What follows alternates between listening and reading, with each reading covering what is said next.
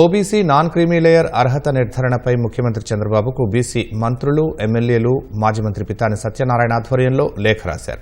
రాష్ట్ర ప్రభుత్వ ఉద్యోగాల వర్గీకరణను వేతన శ్రేణుల ఆధారంగా ఓబీసీ నాన్ క్రీమీ లేయర్ అర్హతను నిర్ధారించాలని విజ్ఞప్తి చేశారు.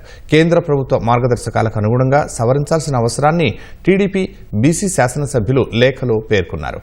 ప్రస్తుత రాష్ట్ర వర్గీకరణ వ్యవస్థ స్థిరంగా లేకపోవడంతో ఓబీసీ రిజర్వేషన్ల అర్హతను నిర్ధారించడంలో అస్పష్టత, సమస్యలు తలెత్తుతున్నాయని వెల్లడించారు.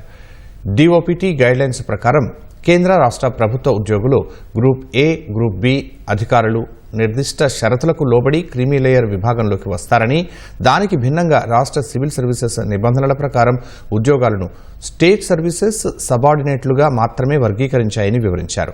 దీంతో ఓబీసీ నాన్ క్రీమీ లేయర్ అర్హతను నిర్ణయించడంలో కీలకమైన గ్రూప్ ఏ మరియు గ్రూప్ బి విభాగాల మధ్య తేడాను ప్రస్తావించలేదని చెప్పారు. ఈ స్పష్టమైన వర్గీకరణ లేకపోవడం వల్ల ముఖ్యంగా రెవెన్యూ లాంటి శాఖల ఉద్యోగుల ఓబీసీ నాన్ క్రీమీ లేయర్ అర్హతలో ఇబ్బందులు తలెత్తుతున్నాయన్నారు. దీనికి తోడు బీసీ వెల్ఫేర్ మెమోలో క్లాస్ ఆధారంగా వర్గీకరణను ప్రస్తావించకపోవడం వల్ల మరింత అస్పష్టత ఏర్పడిందని తెలిపారు. కేంద్ర ప్రభుత్వంతో పాటు కేరళ కూడా వేతన శ్రేణుల ఆధారంగానే ఉద్యోగాలను వర్గీకరించిందని ప్రస్తావించారు.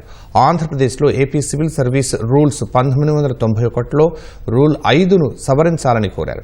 కేంద్ర ప్రభుత్వం కేరళ తరహాలోనే ఏపీలోనూ అదే విధానం అమలు చేయాలని విజ్ఞప్తి చేశారు. అన్ని ప్రభుత్వ శాఖల్లో ఒకే విధానం అమలు చేసేలా ఆదేశాలివ్వాలని లేఖలో కోరారు.